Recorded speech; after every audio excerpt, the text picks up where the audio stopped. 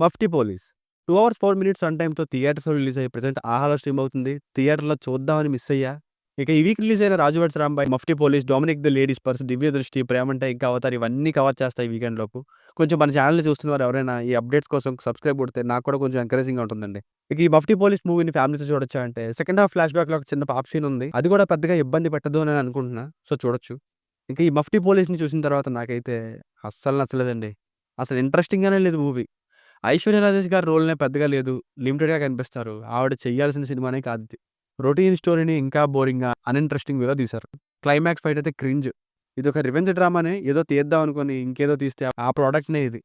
Even ట్విస్ట్‌లు కూడా థ్రిల్లింగ్‌గా లేవు. ఒక పోలీస్ ఆఫీసర్‌కి రోడ్ యాక్సిడెంట్‌లో ఎవరో చనిపోయిన ఒక వ్యక్తి కనపడడంతో మొదలై ఎలా జరిగింది? ఇది యాక్సిడెంటా లేదా మర్డరా? దీని వెనక కారణాలేంటి? అసలు ఏం జరిగింది? దీని బ్యాక్ డ్రాప్ ఏంటి అంటూ వెళ్ళేదే స్టోరీ.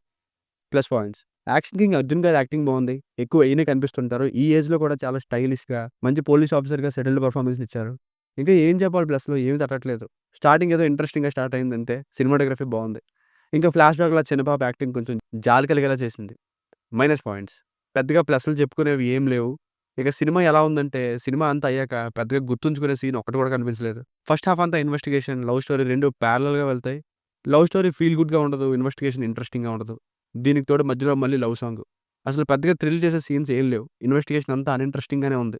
ఏం లేదు వాళ్ళని వీళ్ళని ఎంక్వైరీ చేసుకుంటూ వెళ్ళడం అంతే. ఇదే ఇన్వెస్టిగేషన్. క్రియేటివిటీ లేదు. మధ్యలో ఆ గద్ద బొమ్మను చూపిస్తూ ఉంటారు. ఆ క్రియేటివిటీ మరి ఏం హెల్ప్ అయిందో నాకైతే అర్థం కాలేదు. ఇంకా సెకండ్ హాఫ్ అయినా ఏమైనా ఉందా అంటే ఎమోషనల్‌గా ఫీల్ లేని ఫ్లాష్ బ్యాక్, రొటీన్ రివెంజ్, అయిపోయిన సినిమాని మళ్ళీ ఒక క్యారెక్టర్‌తో కంటిన్యూ చేయడం. అది కూడా వాళ్ళే స్పెషల్‌గా చెప్తూ ఇంకా అయిపోలేదంటూ. ఇలాగే వెళ్ళింది. క్లైమాక్స్ ఫైట్ అయితే మరీ బోయ మాస్‌లా ఉంది. అది కూడా ఐశ్వర్య రాజేష్ గారితో. సో, ఫైనల్‌గా మూవీ వర్డిక్ట్ ఏంటంటే నాకైతే అసలు పెద్దగా ఏమి అనిపించలేదండి. ఒక థ్రిల్లర్ చూస్తుంటే అబ్బా! ఇదేదో భలే ఇంట్రెస్టింగ్‌గా ఉంది. సజెస్ట్ చేయాలనే ఫీలింగ్ కలగాలి. ఈ సినిమా అసలు అలా అనిపించడం లేదు. అండ్ అన్‌ఇంట్రెస్టింగ్ థ్రిల్లర్ దీనికి రేటింగ్ వచ్చేసి ఇది నా ఒపీనియన్ 2/5 మీకేమైనా వర్క్ నచ్చినట్లయితే మరిన్ని రివ్యూస్ కోసం మన ఛానెల్‌ని సబ్స్క్రైబ్ చేసుకోండి. Thank you.